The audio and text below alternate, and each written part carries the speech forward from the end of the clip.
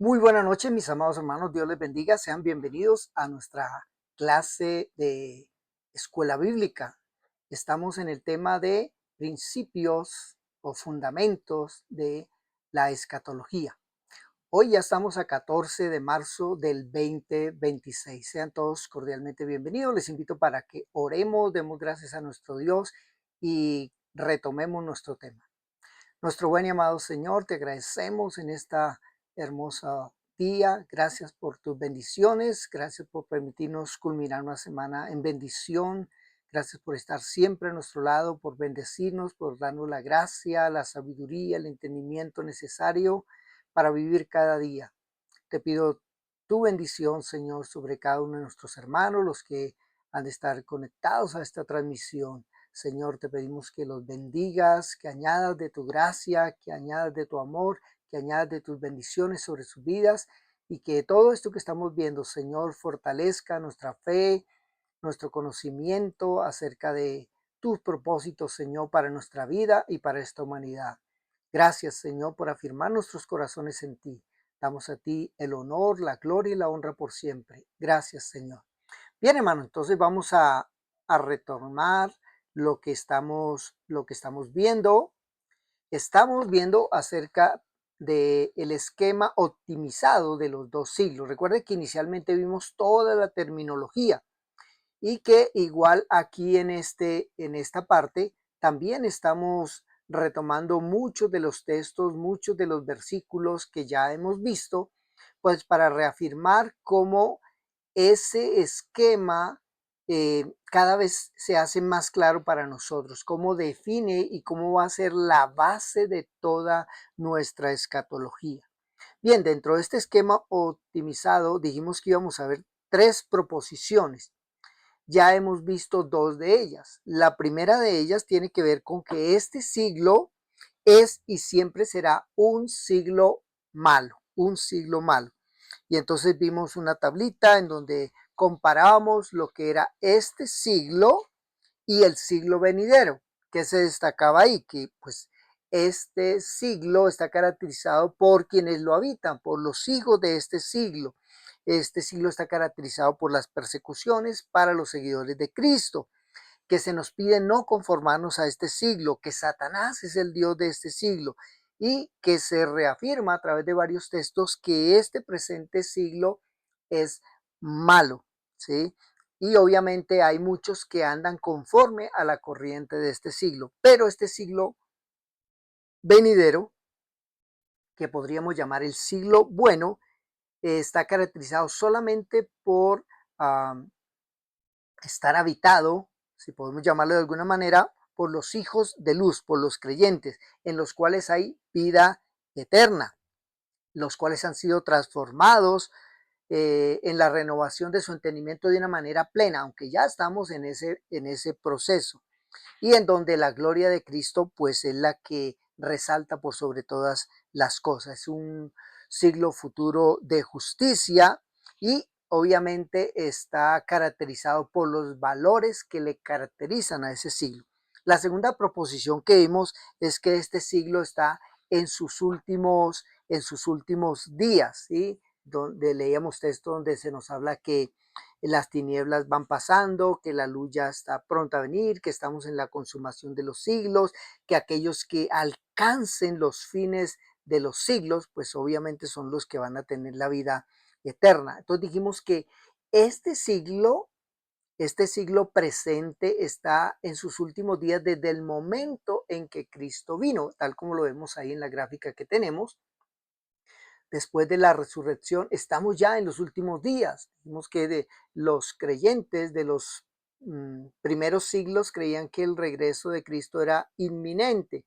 ¿Por qué? Porque veían todas las características y todo lo que el Señor había advertido acerca de muchas señales, de la persecución, de guerras, de conflictos, muchas cosas que se han estado dando a través de todos estos siglos, pero que señalan a esos últimos días en donde esperamos el retorno, el regreso del Señor Jesucristo, que dé inicio realmente al siglo venidero. Entonces, habíamos terminado con esta gráfica en donde se habla que en estos últimos días para los gobernantes de este siglo ya van a pasar o están pasando, que el mundo está pasando y todos sus deleites y todo lo que le puede ofrecer al hombre natural, que las tinieblas también ya están pasando, es decir, toda la oscuridad que se refiere a, a que no se pueda conocer realmente la verdad, que la gente no ame a Dios como realmente él se merece. Y se nos anuncia que Cristo va a aparecer en esa consumación de los siglos, ¿sí? Nosotros, entonces, estamos esperando que ese siglo se haga presente. Nosotros los cristianos estamos esperando el fin de los siglos, esperando el siglo venidero. Una tercera, una tercera proposición que tiene que ver con este esquema optimizado nos dice que las grandes realidades del siglo venidero han irrumpido, o sea, se han hecho presentes y están operativas en este siglo. Entonces, hablaba al final de la clase de la semana anterior que vamos a ver cómo esos dos siglos de alguna manera se traslapan. De alguna manera hay unas evidencias de lo que es el siglo venidero con el siglo actual, ¿sí? Entonces, el énfasis del Nuevo Testamento que complementa de manera más sorprendente, digamos, o que optimiza nuestro entendimiento de la estructura de los dos siglos de la historia redentora, es que las grandes realidades del siglo venidero, de alguna manera, han irrumpido, se han hecho presentes y están operativas en este siglo. Ahora, hay un pasaje bastante claro, vamos a ir a él, que es Hebreos capítulo 6, versículos 4 al 6, que dice, porque en el caso de los que fueron una vez iluminados, vamos a prestarle atención a esos términos, iluminados, que probaron del don celestial y fueron hechos partícipes del Espíritu Santo, que gustaron la buena palabra de Dios y los poderes del siglo venidero. Es decir, nos habla de personas que en un momento determinado recibieron esa luz del Evangelio, recibieron bendiciones, estaban en medio de una comunidad que participaba de la obra del Espíritu Santo, se les fue predicada esa buena palabra, la degustaron, les pareció buena, les pareció agradable y vieron los poderes del siglo venidero. Esta palabra aquí, poderes, hace referencia a milagros. Ya vieron cómo Dios actuaba, cómo Dios transformaba, cómo Dios rescataba, cómo Dios salvaba. Todos esos son milagros, además de, obviamente, todo lo que Dios puede hacer con su poder, con su autoridad. Continuemos, dice, pero después, todos estos disfrutaron de alguna manera de muchas de esas cosas, dice, pero después cayeron, dice, es imposible renovarlos otra vez para arrepentimiento, puesto que de nuevo crucifican para sí mismos al Hijo de Dios y lo exponen a la ignominia pública. Es decir, este pasaje realmente hace referencia, como en alguna ocasión lo vimos, a personas que estuvieron dentro de la comunidad cristiana, que vieron el obrar de Dios, que disfrutaron de muchas de las cosas que Dios hace, que Dios obra, pero después apostatan, después se separan, ¿sí? Dice que para ellos ya no hay posibilidad de ser renovados para arrepentimiento, ¿sí? Porque es como si hubiese necesidad nuevamente de volver a crucificar a Cristo, el Hijo de Dios. Entonces, esa palabra poderes, como les decía, es un término que hace referencia a milagros. Entonces, aquí la referencia es a esos dones de señales milagrosas que acompañan a esa predicación del Evangelio, ¿sí? Y sobre todo que acompañaron a la predicación del Evangelio en la era del Evangelio, o sea, en el comienzo de la iglesia, porque esta carta está dirigida a una iglesia, a una comunidad que está dispersa en muchos lugares, de la cual hacen parte tanto judíos como gentiles, y en donde era más evidente todo este tipo de manifestaciones. Entonces, estos dones de señales anunciaban que la venida del reino, la irrupción del siglo venidero, es decir, esto es un adelanto, es un pequeño mm, pasabocas de lo que vamos a ver, que se veían ellos, los dones milagrosos, ellos veían una iluminación en cuanto a la comprensión de la escritura, de la buena palabra de Dios, todo ese tipo de cosas, ellos fueron partícipes, ¿sí? Ahora, en la presencia de esos dones, pues hay un anuncio de esa inauguración del siglo venidero, donde pues obviamente todo esto es lo normal, lo común, que tengamos la iluminación plena del Espíritu Santo, que tengamos ese regalo de lo celestial, de lo que Dios tiene, que haya una participación plena del Espíritu Santo en nuestras vidas, que veamos el poder de Dios en toda su plenitud. Entonces, esto, esto, sugiere, esto sugiere como una ecuación, ¿no?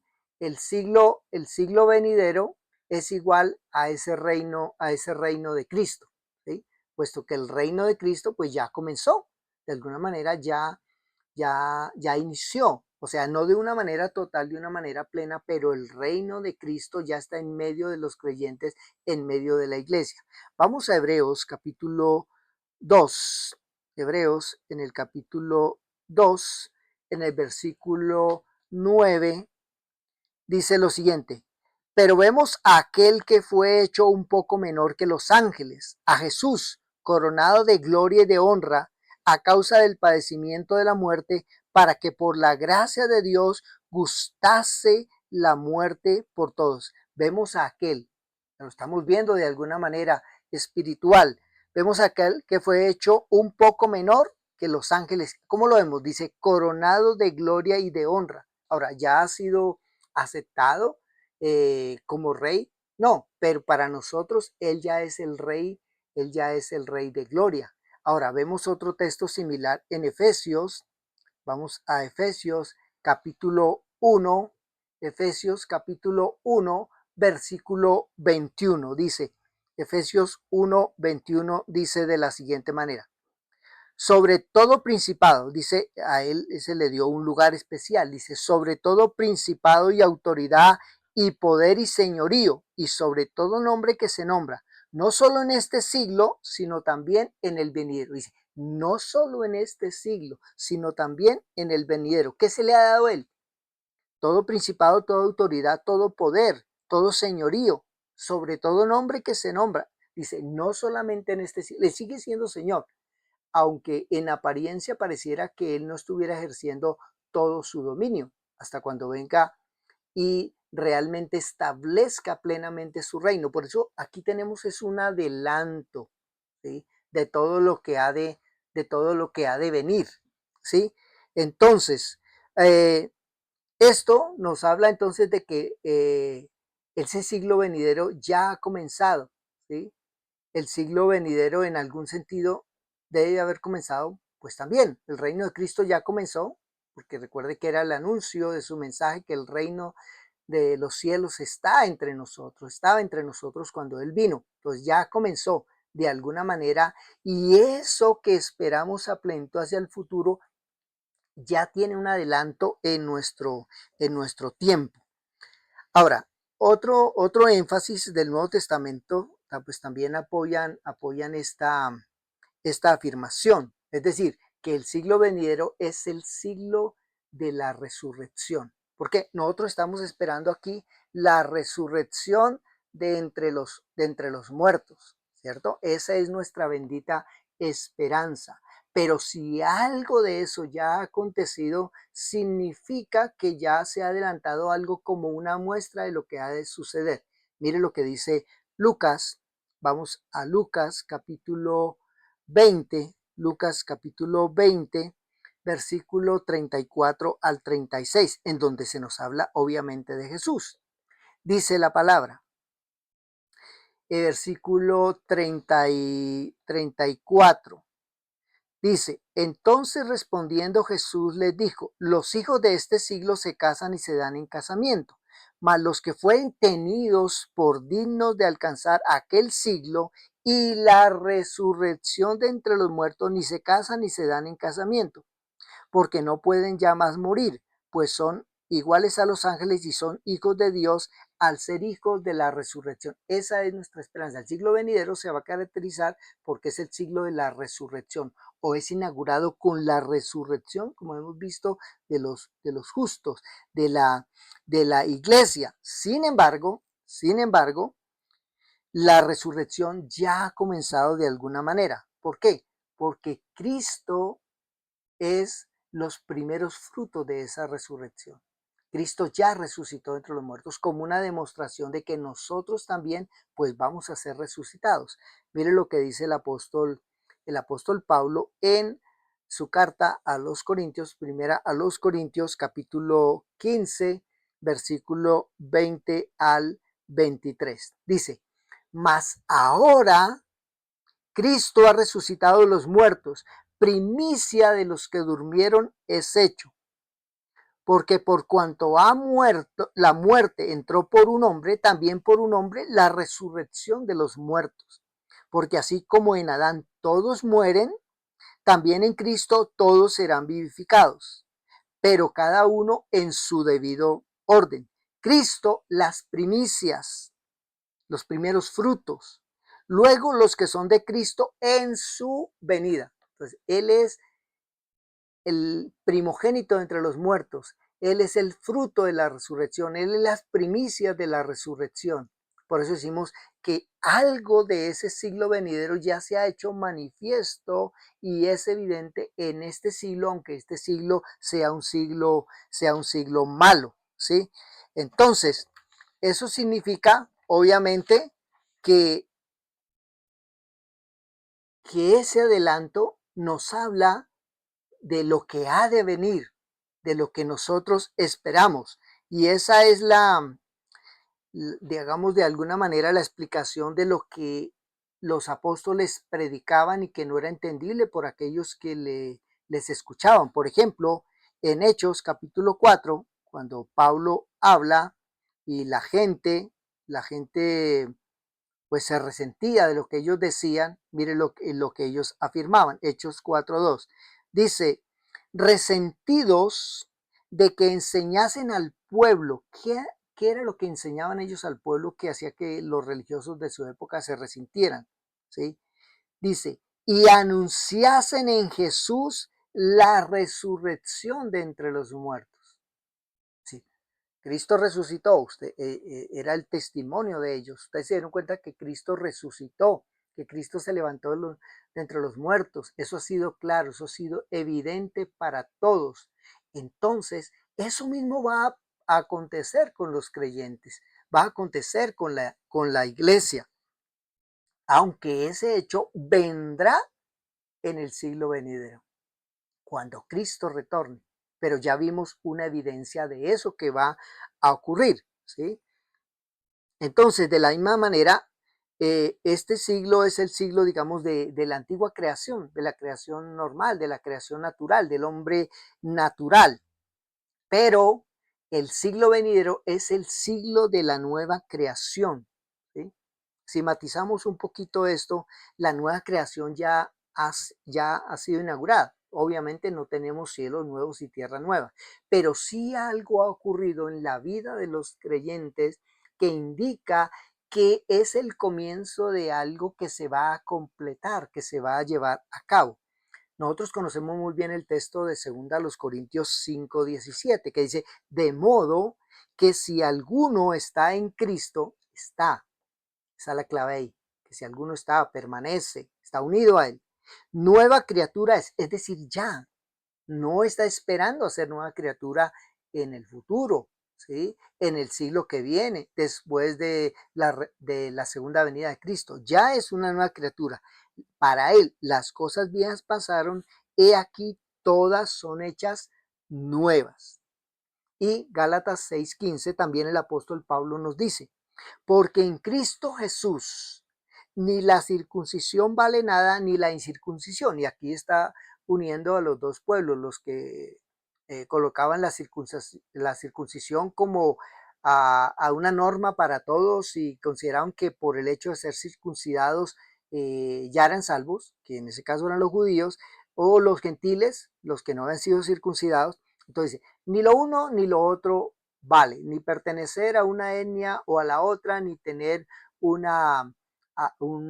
algo físico en su cuerpo, eso es valedero, sino una nueva creación, termina el texto, una nueva creación. Esa nueva creación habla no de algo físico, sino de algo espiritual. Nacer en Cristo o el nuevo nacimiento o la regeneración. ¿Sí? Eso es lo que hace Dios. Vamos a ver entonces un diagrama que ilustra esa, digamos, esa superposición o solapamiento de los dos siglos para que nos quede entonces un poco más claro. Entonces, este siglo está caracterizado ¿por qué? Por una vieja creación y por el dominio de Satanás, que es el príncipe de este mundo. ¿Sí? ¿Qué estamos esperando? El comienzo de un siglo venidero, pero de ese siglo venidero hay algo dentro de este siglo, está metido dentro de este siglo, hace parte de este siglo, aunque este siglo, reafirmo, es malo. Y es que en ellos hay creyentes que ya han nacido de nuevo. Hay una nueva creación que espera en la etapa final de la culminación de la obra que Cristo ha comenzado. Y también hay una presencia del reino de Dios, aunque el príncipe de este mundo sea Satanás, el reino de Dios ya está en medio de los creyentes, está en medio de la iglesia, ¿sí? Entonces, pareciera que esto complica lo que hemos visto de la simplicidad, de la sencillez de los dos siglos. Sin embargo, podemos nosotros hacer una ilustración que de alguna manera nos acerque a tratar de comprender un poquito mejor esto, ¿sí? Entonces, vamos a suponer que hay una pareja, un matrimonio joven, que se casaron y que pues obviamente el anhelo de ellos pues es tener hijos, pero empieza a pasar el tiempo, un año, 2 años, 3 años, y resulta que aunque ellos están intentándolo, están haciendo lo mejor, es su deseo, es su anhelo, pero ven que aunque pasa otro mes, pues no hay resultados, siempre con la expectativa. Eh, queremos queremos un bebé, queremos que nuestra familia pues se complemente, que nuestra familia haya un nuevo miembro. Finalmente, después de obviamente chequeos, exámenes y muchas cosas, eh, se da la gran noticia. La esposa le dice, esposo, estoy embarazada. Pues obviamente viene el júbilo, el cumplimiento de ese deseo, de ese anhelo, ya se empiezan a proyectar hacia el futuro, eso es lo que nosotros deseamos, lo que nosotros anhelábamos, lo que deseamos para nuestra vida, para nuestra familia. Pero es el comienzo, hay un embarazo, pero el bebé no ha llegado, ¿sí? Empiezan a pasar entonces las semanas, los meses, y pues obviamente lo que indica que eso sí va a suceder, va a llegar a buen término, es que hay muchos cambios. Hay cambios obviamente en la mujer, ah, se nota su embarazo, que poco a poco su vientre va creciendo durante ese periodo de gestación.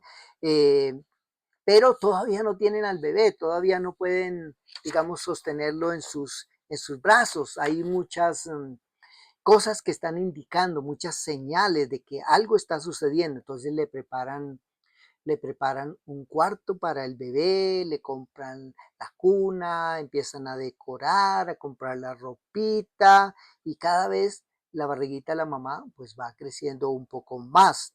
Los nervios del papá también se van aumentando, pues esperando ese momento. Pero a pesar de todo, de todo esto, pues todavía no hay una realidad visible. Hay un bebé, la ecografía lo muestra, ¿sí? Los resultados, los chequeos médicos, pero todavía no hay un bebé que puedan tener en sus brazos. Tienen la expectativa, tienen la certeza, tienen la seguridad, están las señales.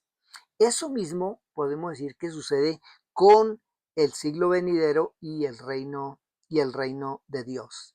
Entonces, el siglo venidero ha venido en ciertas maneras, digamos, muy sutiles, ¿sí? Vemos que hay nuevas criaturas, vemos a Dios obrando, tenemos la certeza de la resurrección de Cristo, vemos al Señor dándonos, por ejemplo, el día de descanso, de reposo, en los medios de gracia, de alguna manera te gustamos un poquito de lo que esperamos hacia, hacia el futuro, ¿sí? Esas señales, aunque son muy sutiles, son muy significativas, pero todavía no ha venido una realidad de ese reino de una manera externa, de una manera completa, de una manera gloriosa, ¿sí?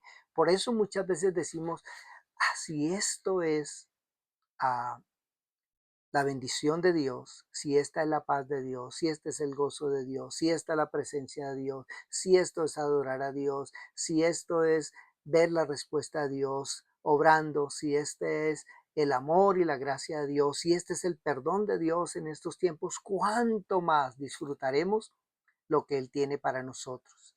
Si aquí podemos sentirnos de alguna manera realizados en nuestra comunión con Dios, iluminados en la palabra, pues cuánto más cuando lleguemos delante del Señor. Entonces hay una superposición de las dos épocas eh, en nuestra historia como cristianos y en el ejemplo que le daba en la historia de esa familia, ¿sí? Un ya, pero todavía no, un adelanto, una expectativa, pero todavía no la culminación. Y eso también, pues obviamente no solamente afecta a la iglesia, sino obviamente a este mundo, ¿sí? La historia, digamos, historia de la iglesia, digamos, estamos en ese embarazo, estamos ya casi que con esos dolores de parto como se encuentra el mundo, esperando su redención. Entonces, esta perspectiva general de la doctrina de los dos siglos, y especialmente esto que estamos hablando de la superposición de los dos siglos, tiene también una importancia práctica y doctrinal muy importante para nosotros los creyentes, ¿sí?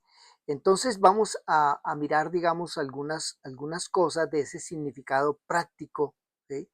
En este esquema, digamos, de la escatología. ¿Por qué?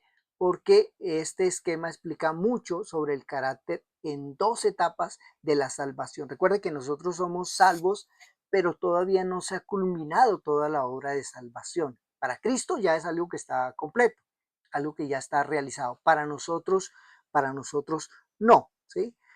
Por eso es que la Biblia habla constantemente de la salvación en términos de ese ya, pero todavía no, ¿sí? Entonces, por todas partes en la escritura nosotros vemos el carácter de la salvación en dos etapas, de alguna manera. Por ejemplo, en el caso de la justificación, ¿sí? Ya hemos sido justificados, pero todavía nos falta presentarnos delante del Padre. Vamos a estar leyendo entonces estos textos. Vamos a Romanos capítulo 5, versículo 1, que dice, justificados pues por la fe, ya, tenemos paz para con Dios por medio de nuestro Señor Jesucristo. Pero contrastemos esto con lo que nos dice la palabra en Mateo capítulo 12, versículo 37. Mateo 12, 37. Mateo 12, 37 dice, porque por tus palabras, y se habla entonces hacia el futuro, por tus palabras serás justificado y por tus palabras serás condenado. Bueno, obviamente eh, hay una condenación para aquellos que no han confesado a Cristo, pero recuerde que también nosotros vamos a ser evaluados delante del Señor, no para nuestra salvación, sino pues para nuestras recompensas.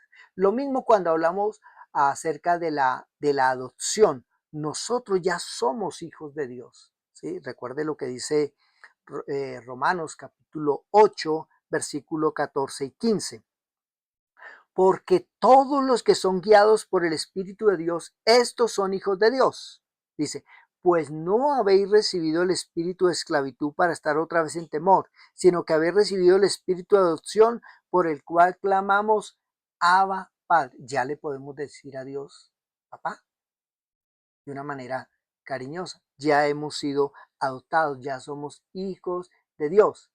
Pero si vamos al versículo 23, ahí mismo en el mismo capítulo que estamos viendo, dice, y no solo ella, hablando de la tierra, ¿sí? De que la tierra está gimiendo con dolores de parto hasta ahora esperando su redención. Dice, y no solo ella, sino que también nosotros mismos que tenemos las primicias del Espíritu, ya tenemos las primicias, recuerde, un adelanto, no tenemos toda la cosecha completa.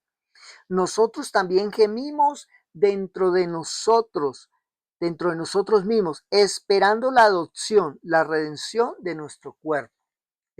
Ya somos adoptados, pero estamos esperando nuestra adopción final, digamos, como ya se culmina todo el trámite, pero ya somos hijos, ya, pero todavía no.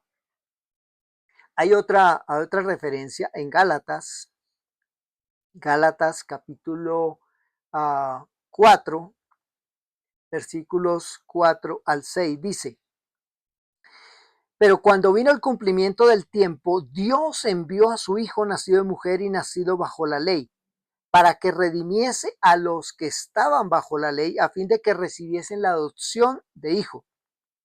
Eso fue lo que hizo Cristo, ¿cierto? Y mire lo que se enfatiza acá. Y por cuanto soy hijos, Dios envió a nuestros corazones el espíritu de su Hijo, el cual clama, Abba, Padre. Es un texto similar al que leímos en Romanos, ¿no? Ya somos hijos, ya hemos sido adoptados. Pero si vamos a Efesios capítulo 4, y estos textos son muy importantes para que entendamos cómo es que opera este sistema de los dos siglos, pero al fin estamos o no estamos. Dice Efesios capítulo 4, versículo 30.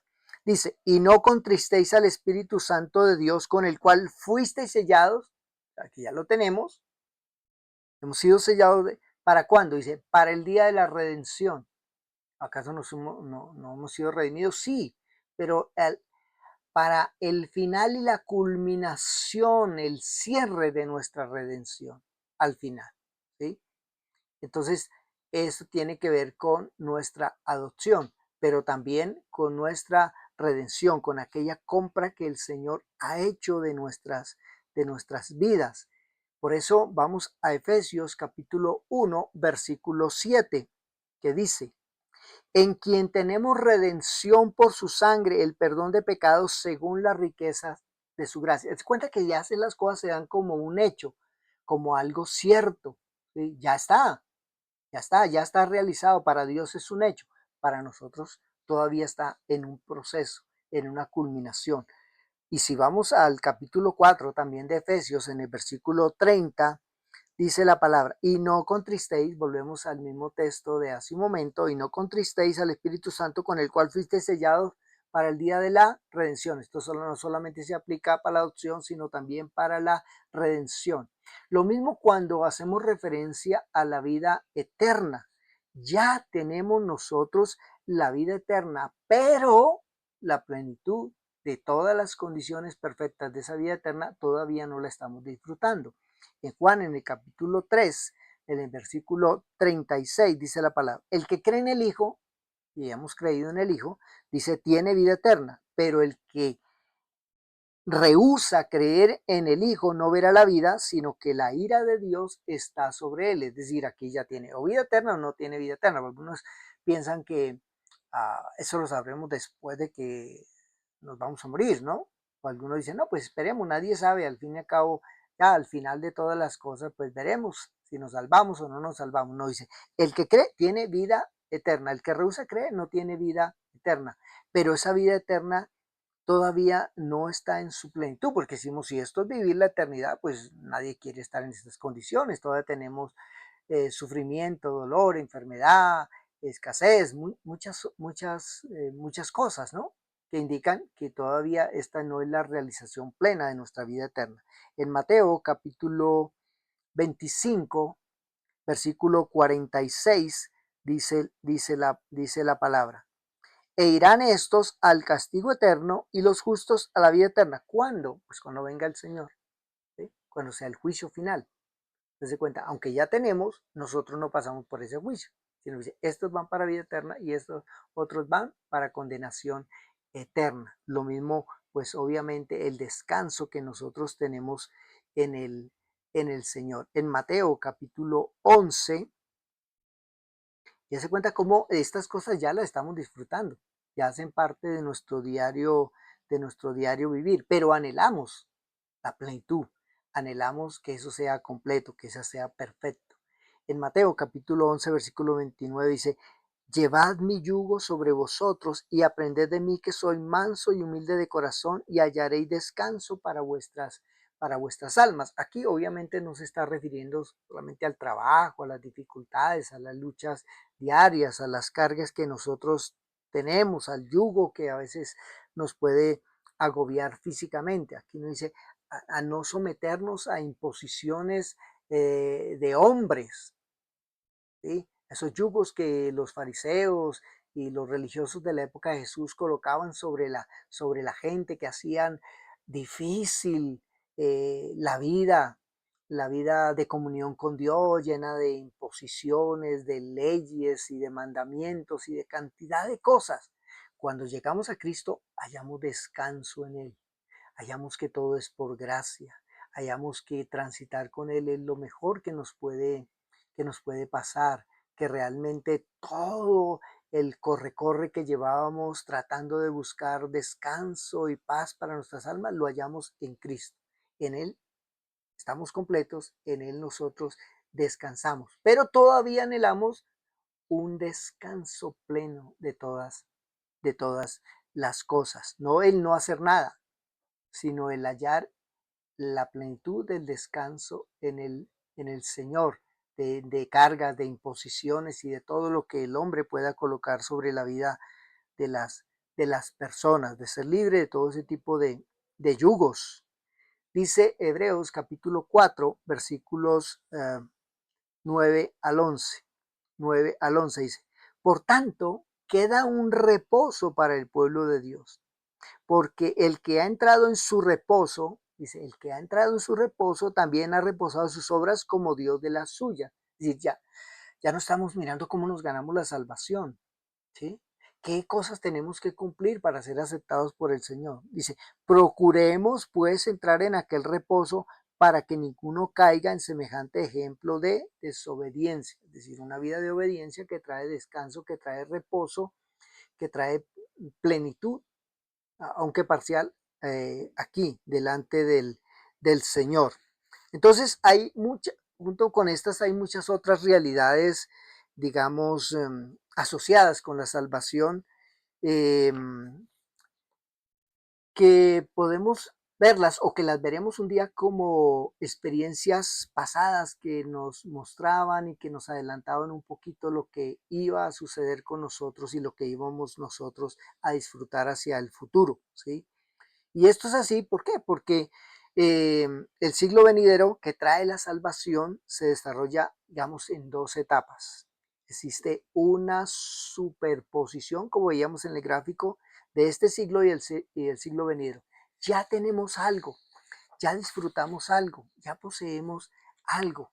Espíritu Santo, ser iluminados por Él, tener reposo en el Señor, muchas bendiciones que recibimos de nuestro Dios, pero todavía anhelamos la culminación de todas las cosas. Veamos este otro gráfico acerca de esa superposición de los dos siglos. Este está un poquito más completo para que podamos entender nosotros un poco más acerca de lo que estamos hablando. Entonces teníamos más o menos básicamente lo que vimos en el gráfico anterior. Este siglo caracterizado por una vieja creación y por el dominio de Satanás.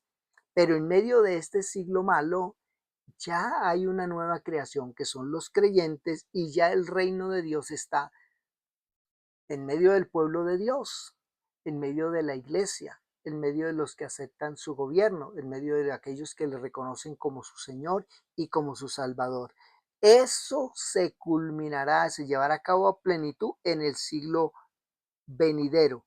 En este siglo ya tenemos vida eterna, ya hemos sido adoptados, ya tenemos redención, ya hemos sido justificados y ya tenemos ese adelanto. Pero todo eso se completará, se llevará a cabo de una manera perfecta y total en el siglo venidero. Entonces se cuenta cómo esas dos cosas comparten parte en este siglo y parte en el siglo venidero, donde todo será a plenitud.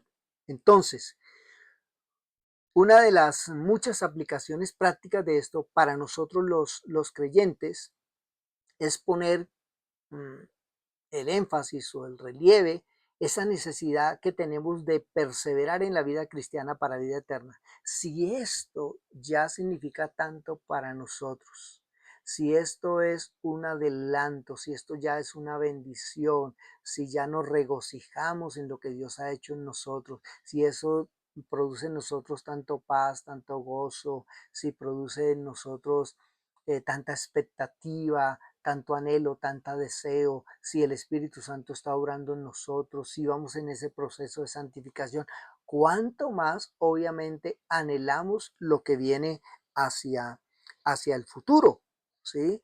Entonces, la mayor parte de los creyentes no entienden a veces esa necesidad de la perseverancia porque piensan en la salvación solamente en términos de algo que ya tengo, ya soy salvo, yo no tengo que perseverar, cuando la exhortación que nosotros encontramos permanentemente en Apocalipsis es el que persevere hacia el final. Ahora, no porque nosotros nos ganamos la salvación, sino porque Dios espera que nosotros demos un fruto que se logra en una perseverancia en la obediencia hacia, hacia el Señor, ¿sí? El Nuevo Testamento es algo eh, que aún nos resta todavía recibir lo que nos hace falta y tenemos que vivir de una manera esforzada como respuesta a lo que ya hemos recibido. Si esto que ya hemos recibido es tan grande y no nos costó, pues vamos a perseverar en este camino. Aquí no se habla de ganar, sino de perseverar, de permanecer, de ser constantes, ¿sí? De avanzar un poco más cada día, a cada momento. A eso se refiere esa perseverancia. Sabemos que el Señor nos preserva para que nosotros podamos perseverar.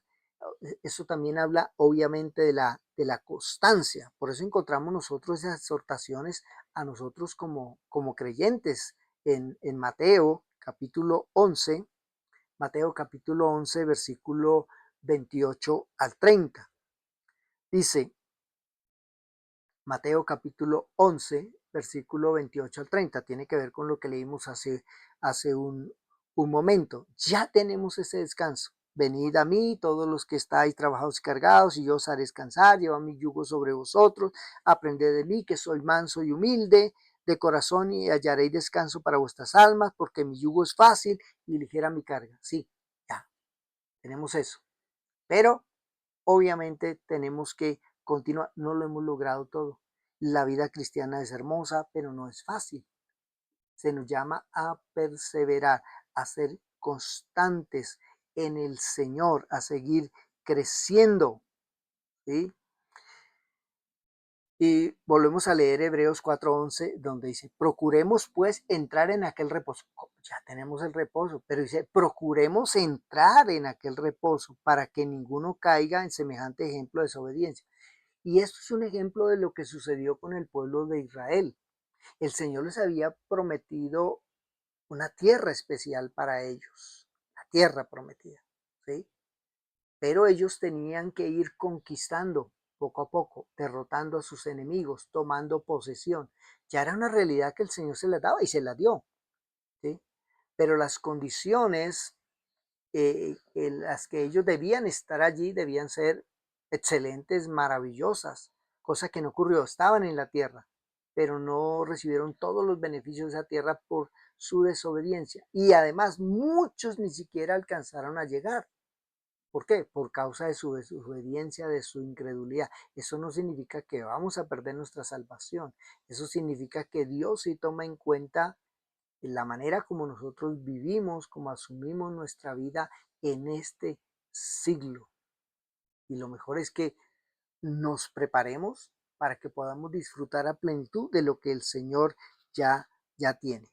Entonces, este esquema también explica la tensión, digamos, la tensión ética en la vida del cristiano. ¿Por qué razón? Porque a muchísimos cristianos se les enseña a buscar experiencias que les libren de la tensión de vivir en ese periodo de la superposición de los dos siglos. ¿Sí? Entonces quieren en esta vida una vida superior, una vida más profunda, una vida victoriosa, una segunda bendición, un bautismo en el Espíritu Santo, ¿sí? Que les saque de esa contradicción del pesar y de la prueba de este siglo. Es decir, vivir en este mundo como si no estuvieran en este mundo. Vivir como, como en un limbo espiritual lleno de experiencias, de emociones, adelantar el siglo venidero, no quieren todo lo que el Señor promete después de que Él venga, sino que todo lo quieren tener aquí. Y eso hace parte de la teología del reino presente, ¿no? Aquí somos príncipes y princesas, aquí no debemos tener enfermedad, aquí no debe de haber pobreza, aquí no tiene que haber ningún tipo de dolor, aquí todos se nos da a pedir de boca, caminamos sobre pétalos de rosas, todo es excelente, todo es maravilloso, pero nos damos cuenta que vivir en este siglo no es así, que estamos en medio de un siglo malo, aunque disfrutamos de muchas de las bendiciones del Señor. Entonces para ellos es a veces una tensión, ¿somos o no somos? Y para algunos es frustrante, los que no tienen, digamos, un buen fundamento bíblico, decir, pero si soy un hijo de Dios, pero, pero si soy parte de sus ovejas, de su rebaño, entonces ¿por qué me pasa esto? ¿Por qué me pasa aquello otro? ¿Por qué tengo que pasar por este momento de dolor, de sufrimiento, de quebranto? Porque es que todavía estamos en este siglo, aunque disfrutamos de cosas del siglo venidero. Entonces, en este mundo, siempre, como dijo el Señor, vamos a tener aflicción. En este mundo vamos a tener persecución, aunque el Señor nos guardará en tiempo de prueba. No significa que la evitará, guardará nuestras almas, que están en buen recaudo. ¿Sí? Entonces, el camino por el cual entonces el cristiano puede escapar, digamos, de la batalla con el pecado, ¿sí? y, y el pesar en este siglo, pues es a partir de este siglo, ya nos estamos preparando. Ya el Señor tiene para nosotros todas las cosas dispuestas, ya estamos esperando su culminación, ¿sí? Entonces, aquí, o bien morimos y vamos al cielo y entramos, o estamos esperando el retorno de Cristo. Pero nuestra obra se culmina plenamente en el siglo venidero. ¿Sí? Eh, esas enseñanzas entonces que prometen el cese de toda lucha, de todo conflicto, de toda prueba, ¿sí? En esta vida, eso no pertenece, digamos, al cristianismo bíblico, a la verdad bíblica. Esta estructura por eso nos advierte de que en este siglo no hay una bendición que no vaya seguida de una prueba, ningún gozo que no vaya seguido de un pesar, ninguna victoria sobre el pecado remanente que sea total, definitiva, que ya no vuelva a suceder, que ya no vuelva a aparecer, ¿sí? Entonces nosotros somos conscientes, como vimos en el Salmo 23, que a veces estamos allá en la montaña, pero a veces pasamos por esos valles de sombra de muerte, ¿sí? No siempre podemos permanecer en la cumbre y no siempre vamos a estar en el valle, ¿sí? Debemos regocijarnos de que en medio de todas esas cosas el Señor pues está con nosotros. Entonces, cuando los creyentes dejan de buscar en esta vida una experiencia que la Biblia nunca les promete, pues van a estar mejor preparados para disfrutar esas bendiciones que Dios les da en esta vida y no buscaremos algo más en las bendiciones que nunca vamos a encontrar. Señor, quita de mí ya definitivamente este dolor. Quítame, Señor, estas dificultades. Quítame estos momentos de necesidad que nunca más vuelva a tener. Quítame, Señor, este dolor, este quebranto, esta enfermedad y que nunca más yo vuelva a estar enfermo. No, eso no es algo, no es algo que haga parte de nuestra experiencia cristiana desde el punto de vista bíblico. Eso sucederá cuando estemos plenamente en el siglo venidero, en donde sí nos dice Apocalipsis que no habrá dolor, no habrá quebranto, no habrá enfermedad, no habrá muerte, no habrá pecado, ¿sí? Entonces, cuando nosotros entendemos esto, vamos a estar preparados para enfrentar la realidad de la vida cristiana, ¿sí? Como se debe. Así es, no somos diferentes a los demás, nos acontecen las mismas cosas, la diferencia es que ellos no tienen al Señor, nosotros sí. Por eso se nos llama a pelear la buena batalla de la fe, a culminar la carrera, a correr de la manera correcta, de tal manera que nosotros ganemos, ¿sí? Entonces, aquí vemos nuevamente en este esquema cómo se explica mucho sobre el futuro de la, de la, de la iglesia, ¿sí? Entonces, nosotros no podemos esperar una edad de oro antes de que regrese el Señor, ¿sí? Eso es negar el carácter de este siglo, que como ya vimos es un siglo malo. Pero tampoco debemos ser como los pesimilenaristas, ¿sí? Que están esperando un milenio, pero con gran pesimismo y no ver otra cosa que apostasía. No, sí vienen tiempos difíciles, la iglesia sufre cada vez más persecución, pero todo va a culminar, todo va a cesar. El Señor va a estar con nosotros en todo ese tiempo de periodo, en todo el periodo de vida que nos corresponda. No vamos a ver el final de este tiempo, de este milenio que estamos viendo de acuerdo a esta perspectiva amilenial, pero que estamos dentro de ese periodo. No hablamos de un periodo milenial eh, como tal, de 1000 años, literal, sino de ese periodo de tiempo entre la primera y la segunda venida del Señor. Y aunque hay momentos difíciles, para nosotros es nuestra vida satisfactoria porque estamos en el Señor, ¿sí? Hay apostasía, hay dolor en medio de la iglesia, hay sufrimiento, hay muchas cosas que nos afectan, pero el Señor está con nosotros y viene por nosotros y esta es nuestra gran expectativa.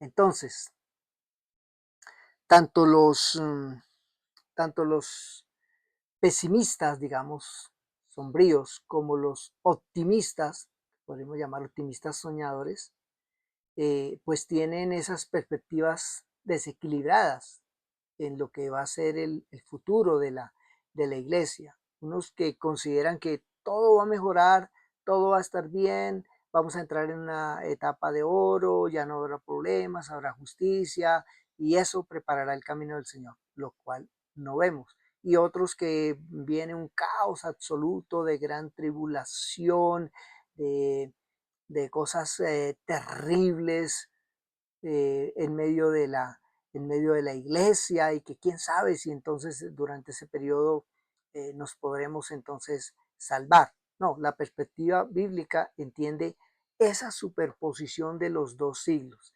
y equilibra, digamos, estas perspectivas diferentes con un optimismo realista. Sí, hay dificultades, sí hay problemas, sí hay enfermedad, sí hay muerte, sí hay escasez, sí, pero ahí no termina todo. Ahí no está puesta nuestra esperanza. No podemos esperar que este mundo mejore de por sí, ni que acabe totalmente afectado en todas sus áreas hasta el límite. No, porque dijimos que el Señor va a irrumpir en medio de la historia cuando pensemos que esto está llegando a su cúspide, al momento más difícil de la vida, ¿sí? Entonces, la iglesia lo que tiene es que ser animada, ¿sí? Por esas realidades del siglo venidero, que ya han irrumpido en el mundo, pues con la primera venida de Cristo, ¿sí? Con la primera venida de Cristo. Entonces, podemos acá ver esa superposición de los siglos y las perspectivas que debemos tener como iglesia. Volvemos y vamos complementando cada vez un poquito más el, el gráfico. Entonces tenemos este siglo con sus características de una vieja creación y el dominio de Satanás. Vemos que también en este siglo hay una nueva creación y un reino de Dios. ¿En quiénes? En la iglesia, que está la iglesia en este siglo, pero la iglesia está entre este siglo y el siglo venidero. Que aunque para la iglesia haya momentos de tribulación, de persecución, de apostasía en este siglo, pero también disfrutamos de muchas de las bendiciones del siglo venidero. Estamos esperando que al final, en el siglo venidero, haya ese crecimiento de lo que ya se anunció simplemente como primicias, fruto completo. Hay bendición y hay prosperidad en todas las áreas de nuestra vida. Bien, vamos a entonces a concluir, a hacer algunas observaciones finales sobre este esquema optimizado de los dos siglos. Y porque en la próxima clase ya vamos a ver la línea divisoria entre los dos siglos que tiene que ver con el juicio general, el evento que marcará definitivamente la separación de estos dos siglos, de estos dos siglos. Entonces, esta que hemos estado hablando acerca del propio sistema de la Biblia, pues comenzó, como vimos, pues con esa intención de mostrar el lenguaje, la terminología de los pasajes, de las verdades generales de la Biblia, que iban poco a poco resolviendo, digamos, nuestras dificultades, mucha de nuestra confusión con respecto a lo que es la escatología bíblica, ¿sí? Entonces vimos afirmaciones claras, literales, generales de la Biblia y hemos aprendido, digamos, a tener una perspectiva tanto de la historia presente como de la historia futura, ¿sí? La naturaleza de este siglo, del siglo venidero. Entonces, esta estructura bíblica, que puede parecer para muchos simples, esta estructura de la historia de redención, es realmente poco hospitalaria tanto para el premilenarismo como para el posmilenarismo. Ya vimos, el premilenarismo que cree que va a venir un milenio hacia el futuro con gente impía y con justos, pues realmente no tiene un fundamento bíblico.